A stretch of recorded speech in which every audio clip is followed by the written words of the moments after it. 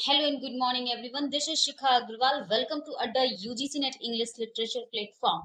Today is the day 2 of crash course of 75 days, where I will cover all 10 units like drama, poetry, fiction, non-fiction, linguistic, English in India, cultural studies, literary criticism, literary theory, research methodology, and American literature, Indian literature, Dalit literature, feminist literature, and figure of speech.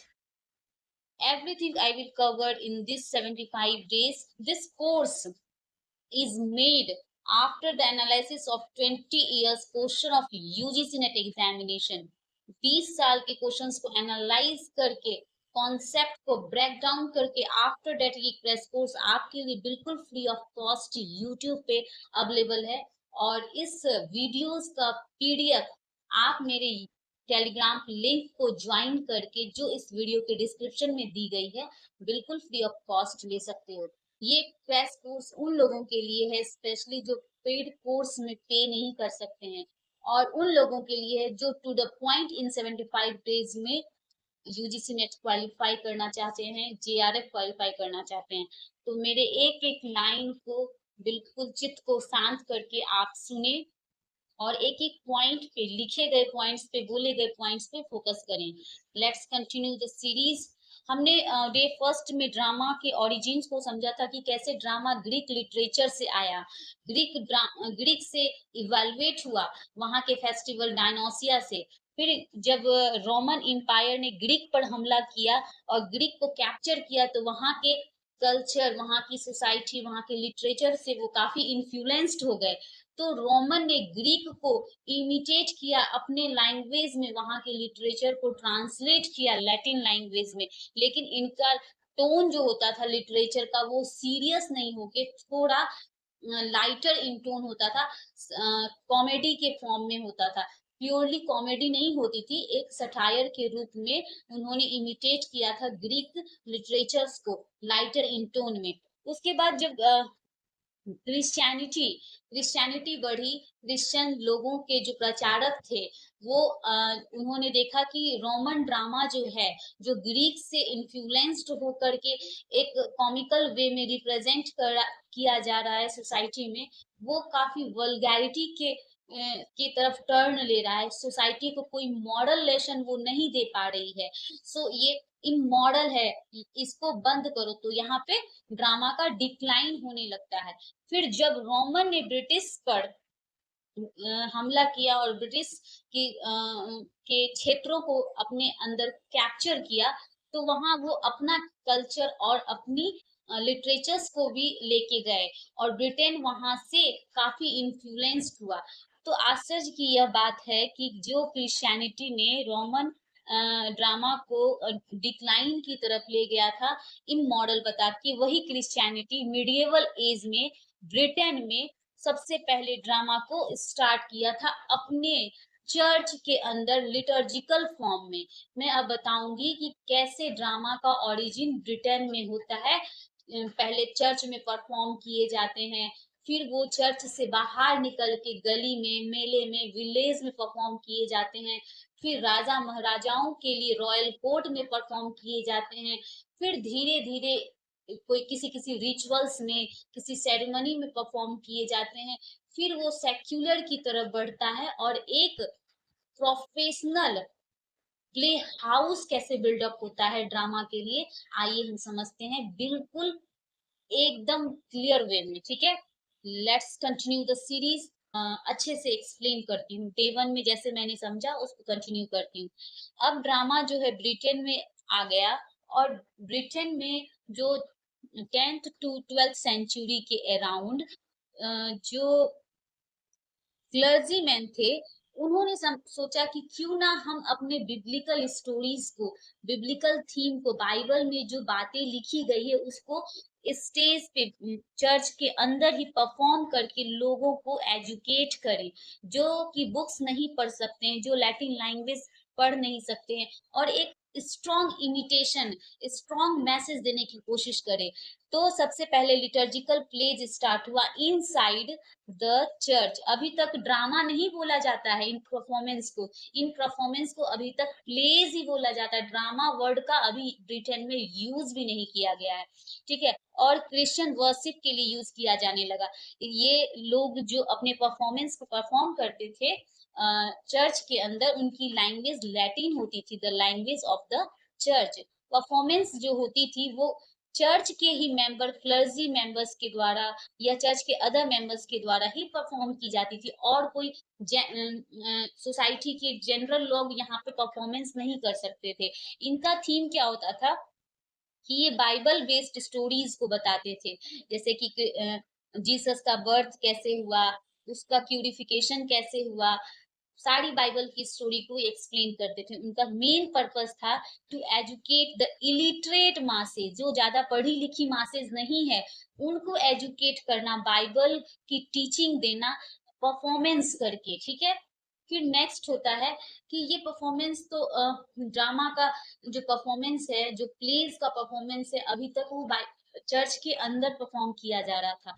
फिर धीरे धीरे क्या हुआ कि कोई भी चीज अगर हम लगातार करते हैं तो उसमें एक डेवलपमेंट आता है, ठीक है। डेवलपमेंट जो आई तो ये परफॉर्मेंस इस तरह के एक सेटअप में रेडी करके गलियों में होने लगी, ठीक है। तो उनका मेन थीम होता था, मिस्ट्री प्लेस बोला जाता था। 12th to 16th सेंचुरी के अराउंड डेवलपमेंट हुआ था, मूव्ड आउटसाइड द चर्च। अब ड्रामा जो है, अब जो प्लेस है वो outside the church as drama become popular among common people.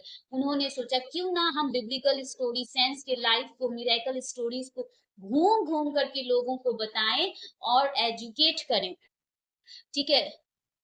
Town people को परफॉर्मेंस दिखाई जाती थी। इनकी लैंग्वेज जो थी, सबसे अच्छी बात क्या थी, जब चर्च के अंदर परफॉर्मेंस होती थी लिटर्जिकल प्ले, ये परफॉर्मेंस लैटिन में होती थी।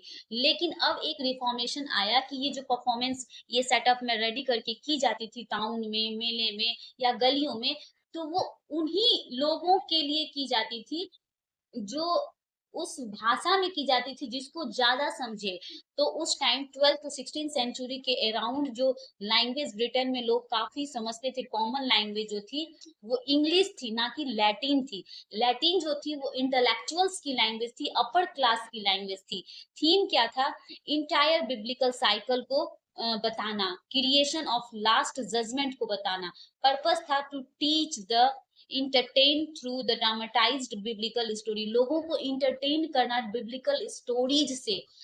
क्या होता है कि स्टोरीज देख करके हम इंटरटेन होकर के अगर मॉरल लेसन को, बिब्लिकल स्टोरीज को समझें तो ये और अच्छी बात है। और ये काम कर रही थी, क्रिश्चियनिटी का प्रचार एक अच्छे लेवल पे हो रहा था।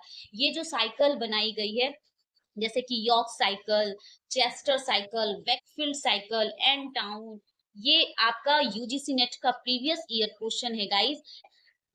यॉर्क साइकिल का नंबर था 48, चेस्टर साइकिल का नंबर था 25 और वेकफील्ड साइकिल का नंबर था 32, ठीक है। इस तरह के सेटअप को रेडी करके और ये टाउन में घूम घूम करके बिब्लिकल स्टोरीज को बताया करते थे, ठीक है। फिर टाइम आता है आपका मिरेकल प्लेस का। मिरेकल प्लेस का क्या थीम था कि ये जैसे कि हमारे मंदिर मंदिर में संत महात्माओं की स्टोरीज हम सुनते हैं भगवान की स्टोरीज के दौरान ही, उसी तरह ये लोग क्रिश्चियनिटी में सेंस प्लेस, सेंस के लाइफ को, मिरेकल को समझते हैं कि कैसे उनकी फेथ को एनालाइज करते हैं एक अच्छे वे में, ठीक है। Also called sense place. Theme होता था लाइफ, सेंस के लाइफ पे बेस्ड होती थी, ठीक है। उनकी क्या स्टोरीज है, उनका लाइफ कैसा रहा है, उनके मार्टिडम्स पे बेस्ड होती थी, उनकी मिरेकल पे बेस्ड होती थी, क्रिश्चियन सेंस होते थे ये, ठीक है। जैसे कि एग्जांपल दिया गया एसटी निकोलस, एसटी कैथलीन। इनका मेन पर्पस था to glorify saints and so divine intervention in human life. आप देख सकते हैं कि कैसे हमारा एक लाइफ जो है करप्ट हो चुका है, फिर सेंस के आते ही हम एक पीसफुल लाइफ स्पेंड करने लगते हैं। और इस तरीके के सेटअप में ये जो पहिया लगा होता था, ये घूम घूम करके ये स्टोरीज को दिखाया करते थे, लोग इसी तरह गैदर्ड होते थे सोसाइटी में। फिर आता है मॉडलिटीज प्ले। 15 टू 16 सेंचुरी में सबसे पहले आया लिटर्जिकल प्ले, जो चर्च के अंदर परफॉर्मेंस हुआ, ठीक है। फिर आपका आया मिस्ट्री प्ले, जो घूम घूम करके 3 साइकिल में, York cycle, and town, Chester cycle, Wakefield cycle में परफॉर्मेंस होने लगी, ठीक है। उसके बाद आता है मिरेकल प्ले, जो सेंस के लाइफ पे बेस्ड होती थी, उनकी लाइफ को ग्लोरीफाई करके डिवाइन इंटरवेंशंस को लोग समझते थे कि कैसे डिवाइन आपकी लाइफ में काफी हलचल मची हुई है और एक डिवाइन, एक प्योर कैरेक्टर आपकी लाइफ में इन करते हैं और सारी चीजों को ठीक कर देते हैं, ठीक है। फिर मॉडलिटी प्लेज आती है, जिसमें मॉरल लेसन दी जाती है कि क्या सही है क्या गलत है। अगर हम सही कर रहे हैं तो उसके रास्ते में क्या दिक्कतें आती है, और गलत कर रहे हैं तो क्या प्लेजर मिलता है, लेकिन लास्ट में सही की ही जीत होती है। एक मॉरल लेसन प्रोवाइड की जाती थी। इनका नेचर एलिगोरिकल होता था। एलिगोरिकल मतलब होता है जिस चीजों को हम देख नहीं सकते हैं, आपके मन के विचार, हैप्पीनेस, सैडनेस, वर्च्यू, मैनकाइंड, आपका सीन, सेल्वेशन, ये सब चीजें को एक कैरेक्टर के रूप में बना करके स्टेज पर उतारा जाता था। Abstract virtues and vice shown as character. Main character था रिप्रेजेंट्स मैनकाइंड और एवरी मैन, ठीक है।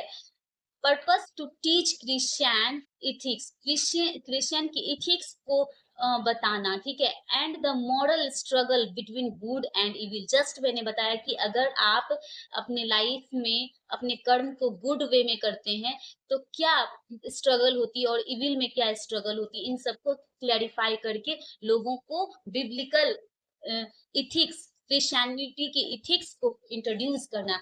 इनका थीम होता था सेल्वेशन विद सिन। सिन का मतलब होता है पाप, सेल्वेशन का मतलब आप समझते ही हैं, virtues and vices.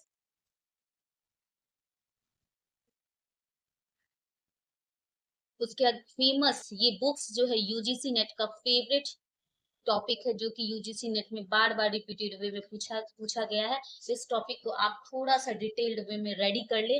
Like every man, the castle of प्रिजर्वेंस, man kind, ठीक है। इन सबको आप रेडी कर सकते हैं। ओवरऑल ट्रांजिशन कैसे होता है ब्रिटेन में प्लेज का, ये चर्च में पहले परफॉर्म होता है, फिर पब्लिक स्क्वायर्स में आ जाता है। पहले लैटिन में होता था चर्च में परफॉर्मेंस, जब पब्लिक में आती है तो ये इंग्लिश में होने लगती है, ताकि लोकल लोगों को बिब्लिकल थीम्स, स्टोरी, सेंस के लाइफ और मिरेकल से जोड़ा जा सके, बिब्लिकल इथिक्स से इंट्रोड्यूस किया जा सके। From religious rituals to moral and secular drama. सबसे पहले ये रिलीजियस रिचुअल्स हुआ करता था, फिर मॉरलिटी प्लेज में मॉरल लेसन्स को बताने लगे हम लोग, फिर सेक्युलर ड्रामा की तरफ ये मूव करता है, ठीक है। फिर फाउंडेशन ये तैयार करती है रेनेसास और एलिजाबेथन ड्रामा की, ठीक है। बहुत ही ब्यूटीफुली हमने समझा कि अब है इंटरल्यूड। जब आप बहुत लंबे लंबे स्टोरीज को दिखा रहे हैं तो उस स्टोरीज के बीच में एक कॉमिक रिलीफ के लिए एक शॉर्ट प्लेज होती थी, उसका नाम होता था इंटरल्यूड, जो 15 टू 16 सेंचुरी के बीच में सीन में आया। शॉर्ट प्लेज ऑफ्टन कॉमिक और didactic, served as transitional forms between morality plays and fully secular drama. जब मॉरलिटी प्लेज काफी लंबे लंबे ड्रामास दिखाए जाते थे या सेक्युलर ड्रामा दिखाए जाते थे जो रियल लाइफ पब्लिक लाइफ पे बेस्ड होते थे, उन ड्रामास के बीच में ये इंटरल्यूड्स होते थे एक कॉमिक रिलीफ देने के लिए, जो कि सटायर इन टोन होता था। ये पूरी तरह से कॉमेडी नहीं होता था, लेकिन लाइटर इन टोन होता था, लोगों का जो मूड है वो हल्का हो जाता था। कैरेक्टर्स और थीम होते थे इसमें रियलिस्टिक, एवरीडे कैरेक्टर्स को इंक्लूड किया जाता था ताकि लोग ज्यादा से ज्यादा कनेक्ट हो सके। मैंने बताया सटायरिकल होता था, ह्यूमर्स होते थे, सोशल रिलीवेंट को दिखाया जाता था इसमें, ठीक है। और सब ये प्रीवियस ईयर क्वेश्चन है और काफी रिपीटेड पॉइंट है, मोस्ट इंपॉर्टेंट फॉर यूजीसी ने दिसंबर एग्जामिनेशन। जॉन हेवुड ने लिखी थी the four Ps. Four Ps में 4 कैरेक्टर होते हैं, Palmer, Pardoner, Pedlar and Pothecary. इन लोगों के बीच एक डिबेट होती है कि डिबेट के दौरान ये एक स्टोरी क्रिएट किया था जॉन हेवुड ने, जो कि एक इंटरल्यूड का पार्ट है। हेनरी मेडवेल ने एक स्टोरी बनाई थी फॉलगेंस एंड लुक्रीस की, जो कि मोरल और ड्रामेटिक थीम पर बेस्ड है। फिर जॉन रेस्टिल ने द फोर एलिमेंट एक स्टोरी क्रिएट की थी जो कि फार्सिकल इन टोन होता था, सटायरिकल इन टोन था, जिसमें एलिगोरिकल प्लस कॉमिक एलिमेंट को इंट्रोड्यूस किया था। तो ये 3 प्लेस को आप डीपली पढ़ेंगे अलग से, ठीक है। नेक्स्ट अर्ली इंग्लिश प्लेस जो है कैसे आई। रॉल्फ रॉयस्टर रॉयस्टर एक बुक है, ठीक है, अर्ली प्लेस है कॉमेडी की, जिसको लिखा था निकोलस उडाल ने 1550 में इन्होंने इस वर्क को लिखा। इस वर्क को इन्होंने 1550 में लिखा, first English comedy perform in school and play house. और ये जो थी एक ऐसी फर्स्ट इंग्लिश कॉमेडी थी जो इंग्लिश लैंग्वेज में लिखी गई थी और ये स्कूल और प्ले हाउस में परफॉर्म हुई थी। गामर गार्टन नीडल्स, ये जो है विलियम स्टीवेंसन और जॉन स्टील दोनों में से किसने लिखा, ये कॉन्ट्रडिक्शन है, जो कि 1552 में लिखी गई थी। फर्स्ट डोमेस्टिक कॉमेडी बोला जाता है, ह्यूमर फ्रॉम एवरीडे लाइफ। इसमें एक नीडल सुई खो जाती है और उस सुई पर बेस्ड एक कॉमेडी तैयार किया था इन्होंने, इस स्टोरीज को बताया जाता है, ठीक है।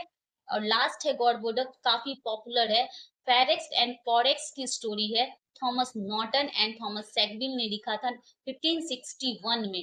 First tragedy in blank verse बोला जाता है, पॉलिटिकल एंड हिस्टोरिकल थीम्स है इसमें, पॉलिटिकल इश्यूज को, हिस्टोरिकल थीम को इस बुक में पुट डाउन किया गया है, ठीक है। आपने समझा अच्छे से कि हमारा फर्स्ट कॉमेडी था रॉल्फ रॉयस्टर, उसके बाद फर्स्ट डोमेस्टिक कॉमेडी थी गामर गर्टन नीडल्स, फिर first tragedy in blank verse Gorboduc थी, ठीक है।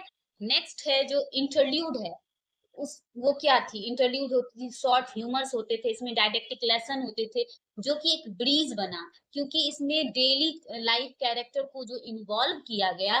तो एक सेक्युलर ड्रामा, आपके सेक्युलर डेली लाइफ में जो आप आसपास देख रहे हैं, एक्सपीरियंस कर रहे हैं लोगों से, रिलीजियस ड्रामा से लेके सेक्युलर ड्रामा की तरफ एक शिफ्ट करने के लिए इंटरल्यूड जो बड़े बड़े मॉडल प्लेस के बीच में दिखाई जाती थी, ये ब्रीज तैयार किया इन्होंने, ये ड्रामा ने। Early place introduce comedy and tragedy in English language, ठीक है। थीम था evolve moral allegory, real life situations को दिखाती थी, हिस्ट्री और पॉलिटिक्स को रिप्रेजेंट करती थी। Blank verse in Gorboduc led the foundation for the Elizabethan drama. Next क्या है कि अब है, अभी तक कोई प्रोफेशनल ग्रुप नहीं बना था ड्रामा की कि क्या जैसे कि इस ग्रुप के द्वारा ये परफॉर्मेंस हो रही है। अभी तक चर्च के जो पादरी होते थे वो परफॉर्म करते थे चर्च के अंदर, या बाहर जो मिस्ट्री प्लेज होते थे कोई भी परफॉर्म करता था, एक प्रोफेशनल एक्टर अभी तक नहीं थे। अब हमारे पिक्चर में आते हैं professional actor, earl of Lanchester's man, जो कि 1572 में फर्स्ट लाइसेंस्ड कंपनी के साथ इंट्रोड्यूस्ड होते हैं आपके ड्रामा कंपनी में, जो कि ठीक है। उसके बाद आती है क्वींस मैन, क्वींस मैन आते हैं। इसमें क्या होता था, क्वींस मैन में क्वीन एलिजाबेथ के अंदर ये परफॉर्मेंस होती थी, performed under Queen Elizabeth first. फिर पिक्चर में आते हैं लॉर्ड एडमायरल्स मैन, 1585 में, led by the Edward, associated with Christopher Marlowe. ये क्रिस्टोफर मार्लो की कंपनी बोली जाती थी, प्रोफेशनल एक्टिंग ग्रुप बोला जाता था। लॉर्ड चैम्बरलिन्स मैन जो कि 1594 में आती है, जो शेक्सपियर कंपनी के नाम से फेमस थी। किंग्स मैन, बाद में इस लॉर्ड चैम्बरलिन्स मैन का नाम ही किंग्स मैन कर दिया गया जेम्स फर्स्ट के टाइम में, ठीक है। फिर जो है मेजर एलिजाबेथन थिएटर्स आते हैं। अब प्रोफेशनल एक्टर्स का ग्रुप तैयार है तो वो एक्टर जो है कहाँ परफॉर्म करेंगे, तो उनके लिए प्ले हाउस बनाई जाती थी। प्ले हाउस, एक प्रोफेशनल प्ले हाउस इंट्रोड्यूस्ड हुआ था। इसको एम्पी थिएटर भी बोला जाता था क्योंकि ऊपर से ये बिल्कुल खुला था, ये चारों तरफ से इस टाइप के आर्किटेक्चर्स होते थे, यहाँ पे एक्टर होते थे, यहाँ पे एक्टर होते थे, और कुछ एक्टर्स यहाँ पे होते थे, यहाँ कर्टेन होता था। बहुत ही ब्यूटीफुली ये आर्किटेक्चर्स बनाई गई थी। First permanent public theatre in London इसको बोला जाता है, बिल्ट बाय जेम्स बर्बेज, ठीक है। फिर आता है द कर्टेन जो कि 1577 में, ये यूजीसी नेट के लिए पॉइंट टू पॉइंट काफी इंपॉर्टेंट है, बिल्कुल एग्जाम ओरिएंटेड पॉइंट है। आप मेरे हर एक वर्ड्स पे, एक एक पॉइंट पे चित्त शांत करके बिल्कुल केयरफुली सुने। Near by rival of the theatre, hosted early Shakespearean place को यहाँ पे होस्ट किया जाता था, important venue for emerging play rights. फिर द पिक्चर में नेक्स्ट थिएटर आता है 1587, जो कि फिलिप हेंसलो ने बिल्ड किया था बैंक साइड में। One of the earliest play house south of the Thames river के साउथ में ये प्ले हाउस बिल्ड किया गया था। इसको थिएटर नहीं बोला जाता था, अभी ड्रामा नहीं बोला जाता, अभी प्ले बोला जाता है और प्ले हाउस बोला जाता है। अब हम लोग ड्रामा बोलते हैं, थिएटर बोलते हैं पोस्ट मॉडर्न एज में, विक्टोरियन एज में, या आगे चल के जैकोबियन एज में। अभी तक ड्रामा वर्ड का यूज नहीं हुआ है guys. Famous for hosting Elizabethan comedies and tragedy. ये जो प्ले हाउस थी वो एलिजाबेथन कॉमेडीज और ट्रेजेडी को होस्ट करने के लिए ही फेमस थी। फिर पिक्चर में आती है द स्वान, जो 1595 में इंट्रोड्यूस्ड होती है। ये थिएटर को देखिए, ये थिएटर काफी लार्ज इन साइज थी। इसमें ऊपर भी बैठने के लिए ये आर्किटेक्चर बनाई गई थी और इधर तीन तीन लेयर में आर्किटेक्चर थी। सामने लोग यहाँ गैदर्ड होते थे, यहाँ प्लेस परफॉर्म होती थी और ये दो महत्व इस टाइप का आर्किटेक्चर बिल्डअप किया गया था। ठीक है, sketch of the theater survives by John DeWitt, famous on visual spectacles and audience engagement। तो फिर सबसे इंपॉर्टेंट थिएटर और सबसे ज्यादा फेमस थिएटर है ये द ग्लोब थिएटर। इसमें मैंने ये 4 डेट को क्यों मेंशन किया है, ये 4 डेट आपके लिए काफी इंपॉर्टेंट है, 1599, 1613, 1614 और 1642। क्योंकि आगे मैं एक्सप्लेन करती हूँ। बिल्ड बाय लॉर्ड चैम्बरलिन, जो शेक्सपियर कंपनीज थी उनके द्वारा ये बिल्ड किया गया था, बनाया गया था, जिसको 1613 में बर्न कर दिया गया था पॉलिटिकल रीजन की वजह से। लेकिन फिर 1614 में रीबिल्ड किया गया, जब वो जला दिया गया हेनरी फोर्थ के या सिक्स्थ के टाइम में, फिर इसको 1614 में क्लोज कर दिया गया, फिर नहीं रीबिल्ड किया गया। एंड 1642 में प्यूरिटन ने इनको इमॉडल ड्रामा को बताकर द ग्लोब को क्लोज करवा दिया। Most famous Elizabethan theatre site of Shakespeare's major plays, और शेक्सपियर के मेनली मेजर प्लेस को वहां पे परफॉर्म किया जाता था द ग्लोब में। द होप आता है 1614 में, डुअल पर्पस था इनका, 2 पर्पस की वजह से ये प्ले हाउस आई थी, plays and bear baiting. Last of the major bankside theaters represented the decline of traditional playhouses before closure। अब की पॉइंट्स क्या है, shift from temporary in yard, temporary in yard जो बिल्ड किए जाते थे, जिसमें टेम्पररी इन यार्ड का मैं नाम बताई हूँ आप लोगों को, जैसे ग्रे इन, मिडिल टेम्पल, इनर टेम्पल, कुछ इस टाइप के इन यार्ड होते थे, छोटे छोटे हाउस बनाए जाते थे जिसमें प्लेस परफॉर्म किए जाते थे। अब परमानेंट प्ले हाउस बिल्ड हो गए, द थिएटर के नाम से, द रोज के नाम से, द स्वान के नाम से, द होप के नाम से, बिल्ड मेनली इन बैंक साइड। बैंक साइड में ही मेनली क्यों बनाया जाता था, क्योंकि बैंक साइड में जो लैंड था वो लो ऑफ कॉस्ट लोग परचेज कर सकते थे इन साउथ लंदन में। डिजाइंड फॉर लार्ज ऑडियंस, और ये लार्ज ऑडियंस के लिए डिजाइन किए जाते थे ताकि ज्यादा से ज्यादा लोग टिकटें खरीदें, गैदर्ड हो और ड्रामा को से इंटरटेन हो, पब्लिक इंटरटेनमेंट के लिए ये बनाई गई थी। Crucial for Shakespeare's, William Shakespeare और Christopher Marlowe and Elizabethan dramas का यहाँ से ग्रोथ देखा जाता है। फिर एलिजाबेथन एज आती है आपकी 1558 से 1603 में। इसमें क्वीन एलिजाबेथ का राज होता है, ट्यूडर डायनेस्टी एस्टैब्लिश्ड होती है। Reign of Queen Elizabeth first, इस एज की सबसे खास बात क्या थी कि ये एज जो है golden age of English literature and drama के लिए जानी जाती है, क्योंकि इसमें कल्चर काफी फ्लोरिश हुई थी, कल्चर काफी आगे बढ़ी थी। Rise of professional theatres, expansion of poetry, prose and music, patron दी जाती, पैट्रोन का मतलब होता है एक सपोर्टिंग मनी प्रोवाइड किया जाता था क्वीन एलिजाबेथ की तरफ से, या जो रिच पर्सन थे उनकी तरफ से आर्टिस्ट को एक मोरल सपोर्ट के रूप में फिनेंशियल सपोर्ट दी जाती थी। Art supported writers, art art supported writers like Shakespeare, Christopher Marlowe and Edward Spencer.